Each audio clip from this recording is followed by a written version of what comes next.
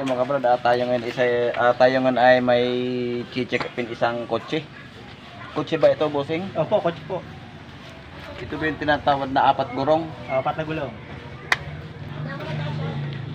Bali, ano ito?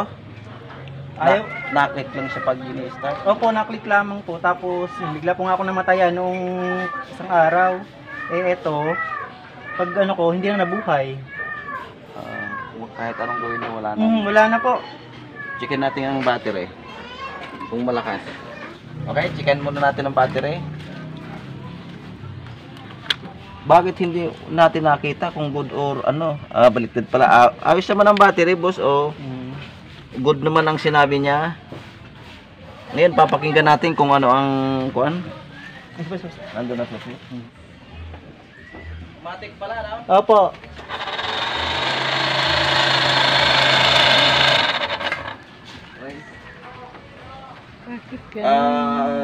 Tanggalin mo natin tong linya ng blower kasi napakaingay, hindi ko marinig. Okay, malakas ang battery. Ayan, checkin natin uli kung ano. Mapakinggan natin kung anong tunog. Pagka tunog kalye, alam na natin. Ayan. Wala siyang imig pag ini-start. Wala talaga, walang supply. Hindi na ikot ang starter. Hugutin muna natin yung sa solenoid. Meron po yung sakit dito sa solenoid. Okay. Ito na po yan. Bossing, paki-start nyo. Tingnan natin.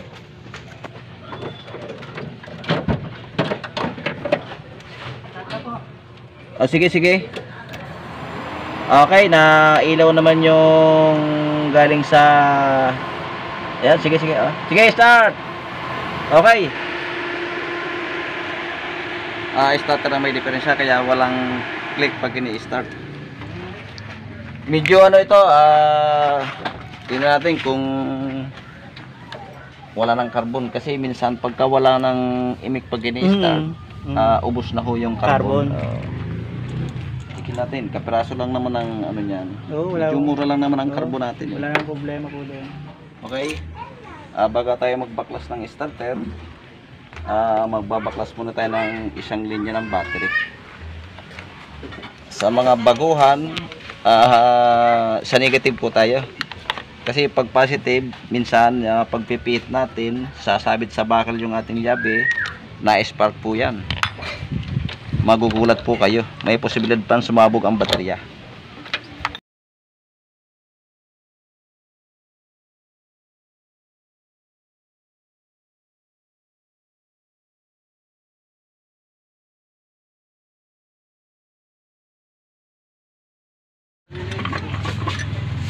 Wow! Kapag ganit.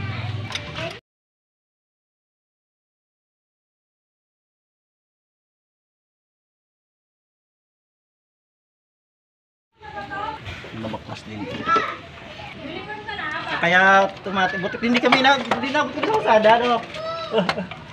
Nakuandar ba yung kahapon? Hindi nga mo, ito kaya tinapos ko yan. Naiakyat yan. Ay, kinulak po namin.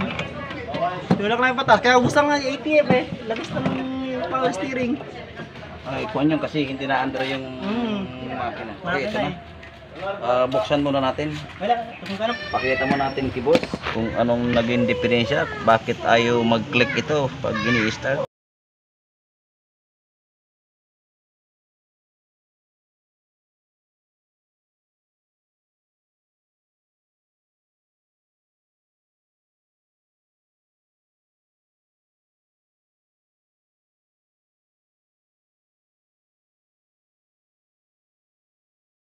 Bago natin uwi starter, papakita mo natin kay boss kung ano ang diferensya ng kanyang starter.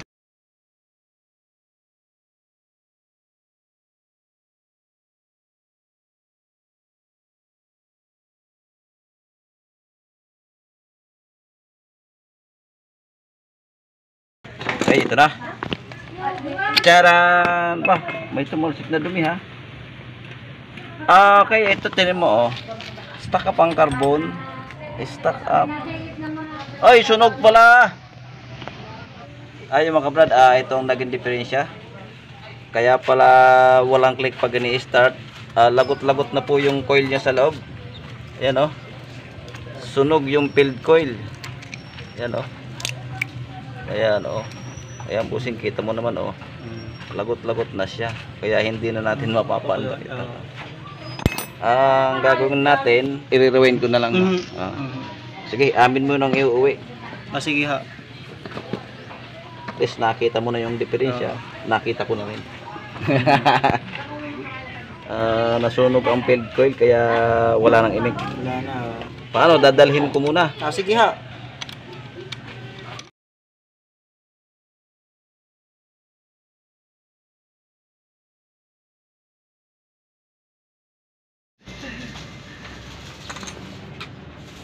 Ayaw mga kabrad, i-rewind ko na lang ito.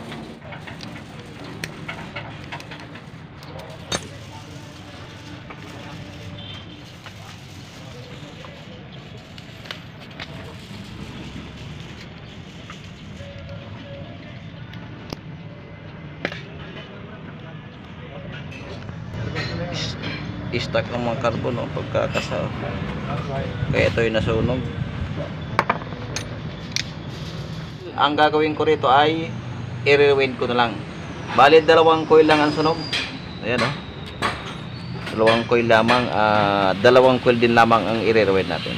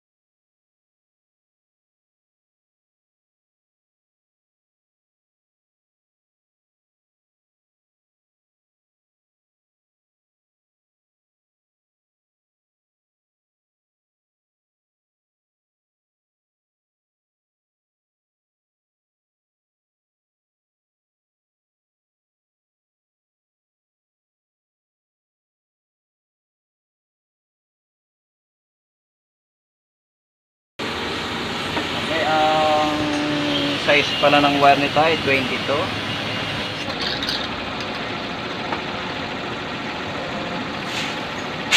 Wala nang isang kaya nalipat lang ang ilan.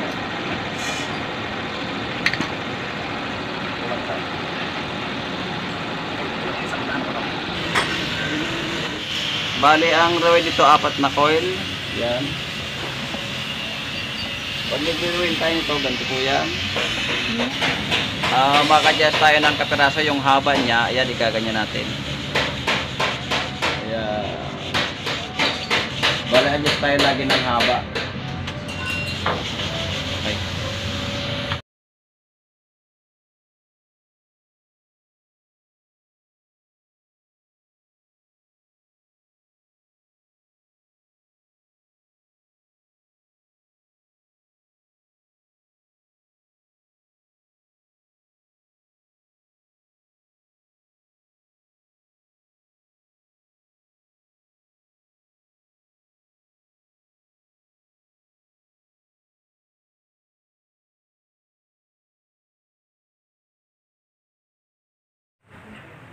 Okay, start tayo mag-rewind. Kailangan po hindi maluwag ang pagkasalansan ng coil. Kailangan mahigpit, kailangan binabatak natin yan para hindi siya maluwag. Yan. Madali lang po mag-rewind ng isang field coil. Pwede nyo subukan ito. Mag-rewind ng field coil pagka hindi natin inasahan na mangyari ito sa sasakyan ninyo. Yan, ganito lang po ang gawin nyo. Bali ano lang to, 15 ikot. Yan, 15 ikot po yan. Kaya sinabi ko, kailangan hihilahin natin maganda yung pagkasalansan para hindi maluwag yung coil na inilalagay natin. Okay.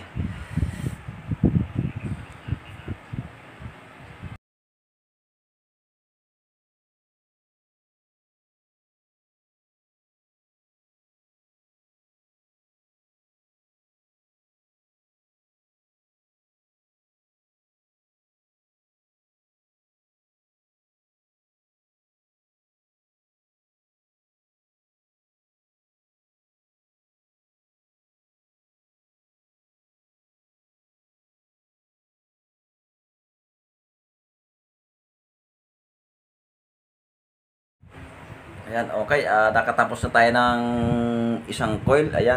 Okay. Naisalansan natin ng maayos. Ayan, kailangan, guys, sabi ko, mahigpit po ang pagkalagay ng coil. Okay, tanggalin naman natin tong pangalawang coil. Ayan.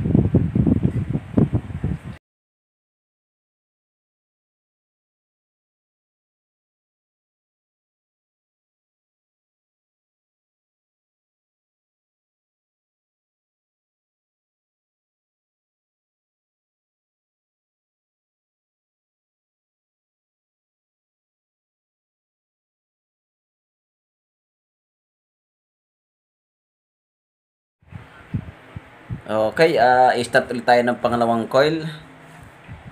Yan, para matapos nito at gagamitin ito ni sir. Okay. Okay, okay. Isa.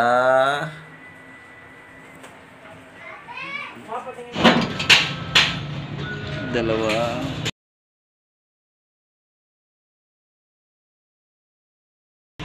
Tatlo. Apat.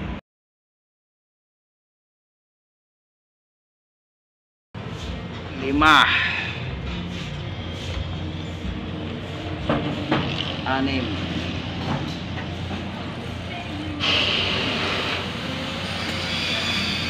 Pito.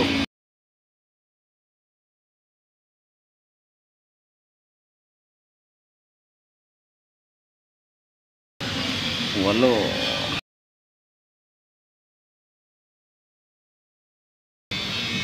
Siyam.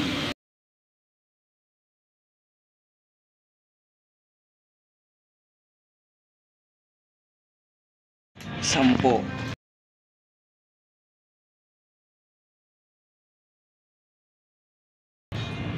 1,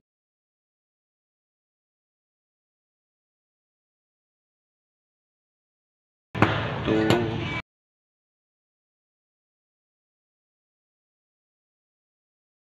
3,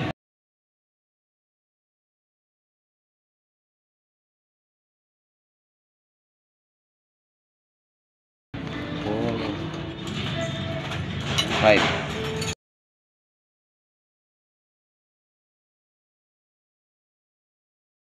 Okay.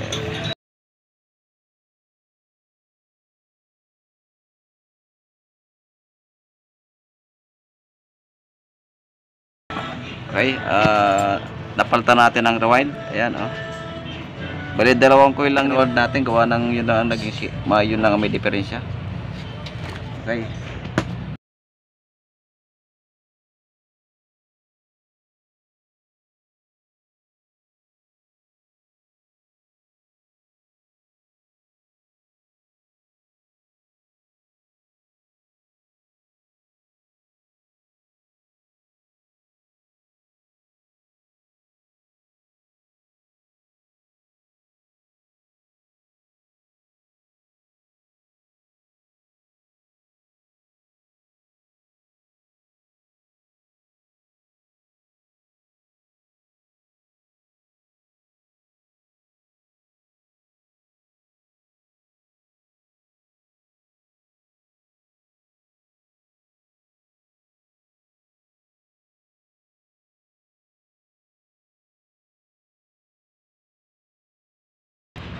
Okay, ito na. Na-rewind na natin. Ayan, ihihinang na lang natin yung mga dulo. Ayan. Okay, hinang muna natin. Natin ihinang, check muna natin yung rewind kung grounded. Ayan, wala naman pong grounded. Okay.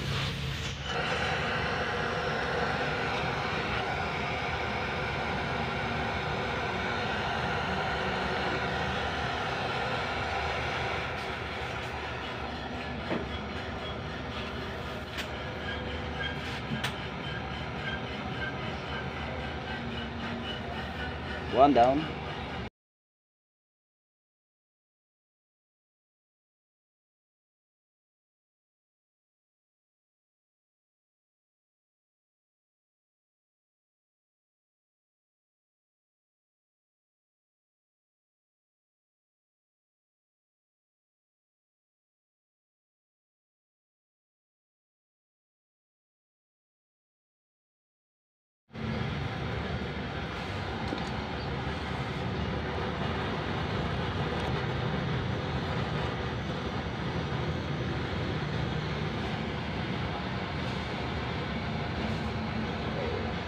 I-rewind na natin, naiayos na natin. Nahihinang na rin yung mga coil. Oh, ayan, ganda ng pagkatira natin. Atin ang asimbulin. Asimbulin ko muna. Testingin natin paikutin.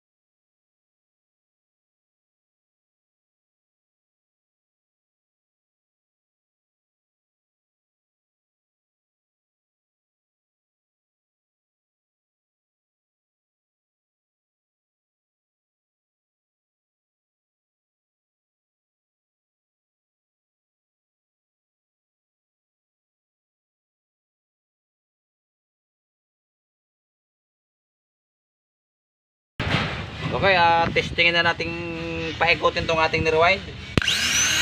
Wow! Napagandang umikot oh.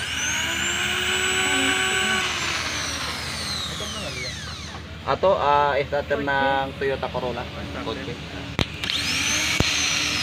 Okay na, tagumpay ang ating ni-rewind. Kita-kits lang tayo doon sa kutsyung pagkakabitan nito. Mga kabrad, atin na ulit ibabalik ito. Yan. Ang ating ni-rewind na field coil. Testingin natin po kung mabilis o napakabilis. Ito ikuhan kasi, kaya ito nasunog, minsan hirap na hirap ng umistart, pinipilit mo pa. Isa pa nakita ko, yung isang carbon stuck na. Kaya medyo hirap itong umikot hanggang sa nasunog. Nasinog na kasi nga siguro nung ano. Hirap na lang. Nung namatay, hindi na nga siya siguro hirap na talaga siya. Sumabog na. Kaya nasunog yung coil. Pero awan ng Diyos, ginagawa naman natin. Yun nga po. Yung nakagandahan. Basta po nga na magagawa.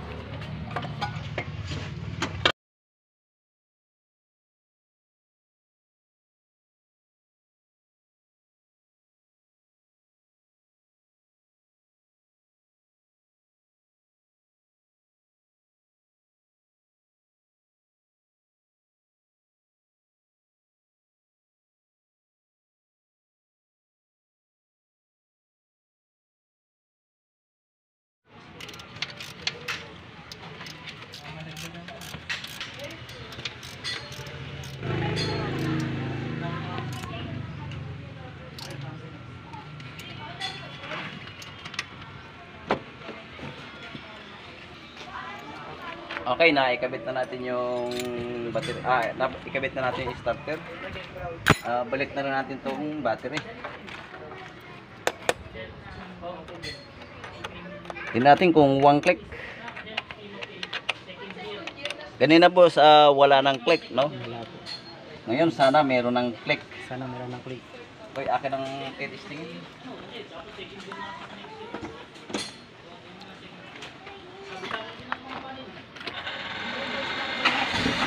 Oh, napakabilis pala eh. Paano yan, Buseng? Dati hindi ganyan ang start niya, no? Aha. Naisalita, gumaganyan. Ngayon, pag binaba mo ang susi, oh. Napakabilis.